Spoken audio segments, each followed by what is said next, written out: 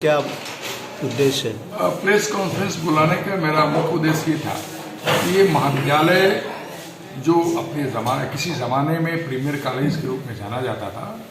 इसका इतना बड़ा क्षेत्रफल और तमाम तरह के 21 courses under graduate, 10 courses post graduate के इसमें चल रहे हैं। इसके साथ साथ BBA, BCA, BSc, IT, B.Ed और इसके कैंपस के अंदर ही विधि महाविद्यालय भी चल रहा है। तो हम सभी शिक्षक शिक्षकेतर कर्मचारी इस महाविद्यालय को आगे बढ़ाने के लिए जो भी प्रयास कर रहे हैं या जो भी हम अपेक्षाएं कर रहे हैं सरकार से, जनता से, उन तमाम चीज़ों की जानकारी जनता के बीच में जाए। हम क्या एकेडमिक एक्टिविटीज़ कर रहे हैं, महाविद्यालय के भवनों को सुदृढ़ करने के लिए, इसके सौंदर्यीकरण के लिए, क्रीड़ा स्थल को विकसित करने के लिए या विभिन्न प्रकार के एकेडमिक एक्टिविटीज़ जो हम यहाँ कैंपस में कर रहे हैं या करने वाले हैं, उन तमाम चीज़ों की जानकारी पत्रकार बंधुओं के माध्यम से जनता के बीच में जाए। और वो जनता को जानने का अधिकार है कि ये हमारा पुराना महाविद्यालय रहा है, आज वो किस दशा में है, क्या वहाँ एक्टिविटीज़ हो रही हैं। इन्हीं उद्देश्यों के साथ मैंने विस्तार से बताया कि हमारा ये सब काम पाइपलाइन में है। भवन के लिए, लाइब्रेरी के लिए, लेबोरेटरी के लिए, चाहे मैदान के चारों तरफ स्टेडियम बनाने के लिए या कैंपस की सारी तमाम सड़कों को,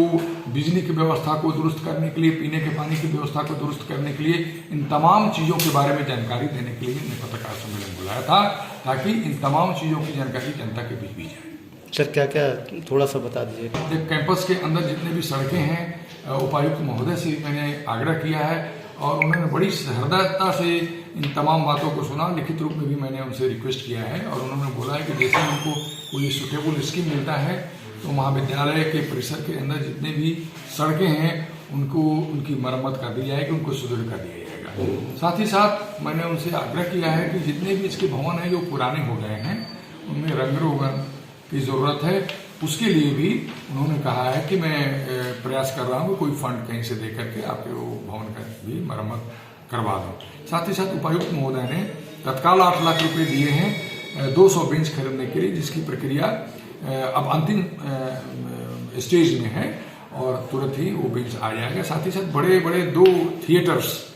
भी उपायुक्त महोदय और JNAC जो उनके अंतर्गत ही आता है,